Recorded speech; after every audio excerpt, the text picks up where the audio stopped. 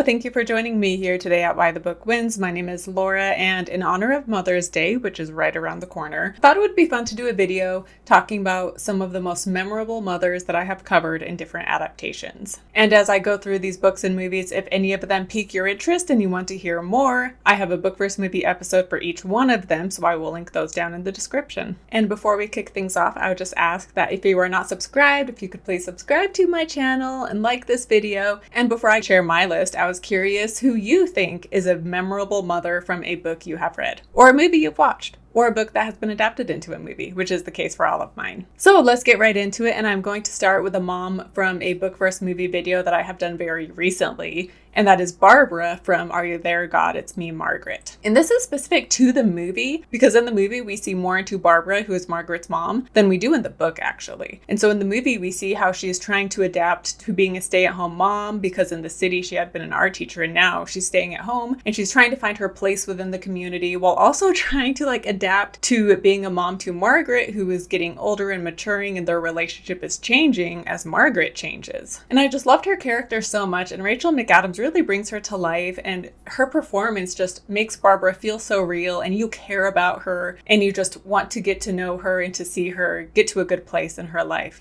So I would highly recommend this movie, and it's a great one for Mother's Day. And now switching gears a bit, I want to talk about some memorable moms Stephen King has written. And Stephen King has written a lot of great female characters, but there are two moms in particular that are just a standout in my mind. The first one being Wendy from The Shining. So Wendy from book to movie, she's very different in both, just her personality and her look is very different. But part of that is also because Jack is very different from book to movie.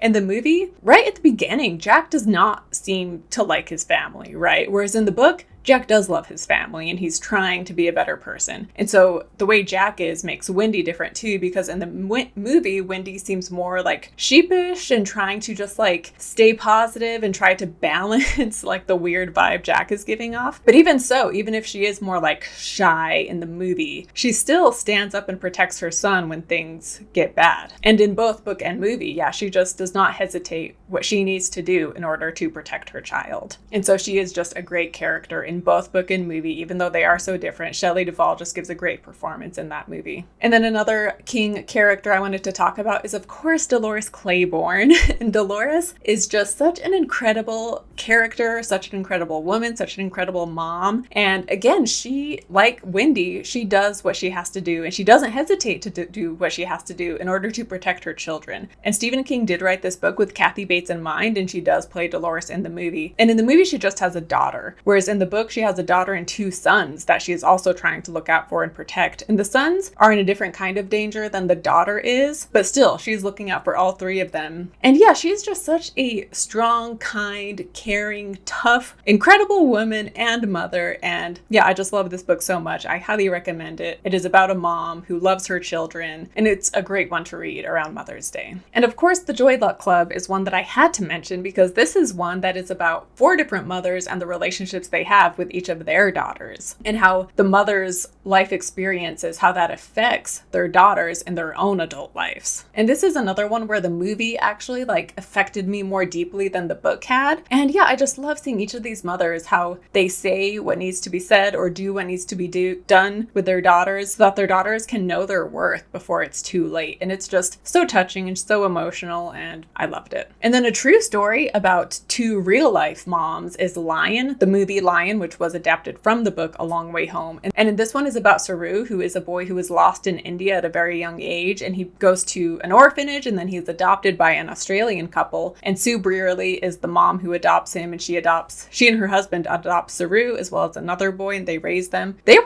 physically able to have kids, but Sue Brearley was just always drawn to adoption, and she felt like it was her destiny to be an adoptive mother. But when Saru is an adult, he decides that he wants to try to find his birth family again. And it's just such a touching movie. And when he reconnects with his birth mom, just the love and respect the 2 moms have for each other, there's no jealousy. Sue Brearley wasn't upset that Saru wanted to find his birth family, right? And even his birth mom, she was just grateful to Sue Brearley for giving Saru such a good home, because she had been worried about him all this time. And so I just love that this is a story of 2 mothers and their love and respect for each other, and their love for Saru, their son. And this, again, I'm realizing a lot of these I actually kind of prefer the movie, and this is one where the movie is just so touching and I loved it. The book was really good too, though, so I do recommend the book. But yeah, the movie just has more emotion to it. And as far as memorable moms go, I couldn't help but also think of some moms who maybe aren't the shining example of motherhood, and maybe showing the complexities of motherhood, right? And how some women struggle with it, and The Lost Daughter is a great example of this. We have Lena, who we see her in present day when she is like in her 50s, as well as in her younger years when she was raising 2 young daughters, and how she struggled with that because she had to put her career on the back burner as she raised these daughters. But she loved her career, right? And to be a mom, you have to be pretty selfless, and she just struggled with being selfless. Like, she wanted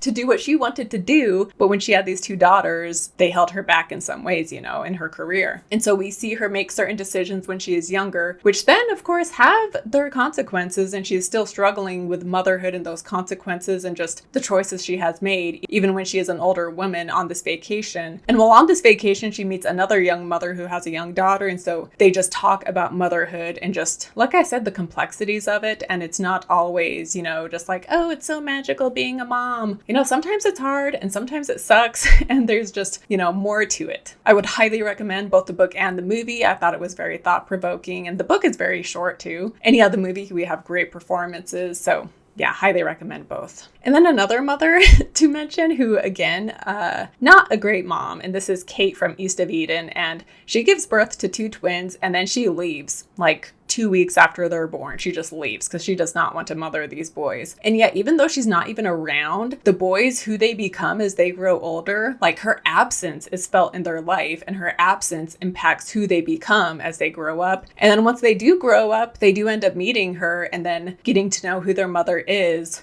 has, a big impact, and it causes a lot of different events to happen once they do get to know their birth mom. So East of Eden is fantastic. John Steinbeck.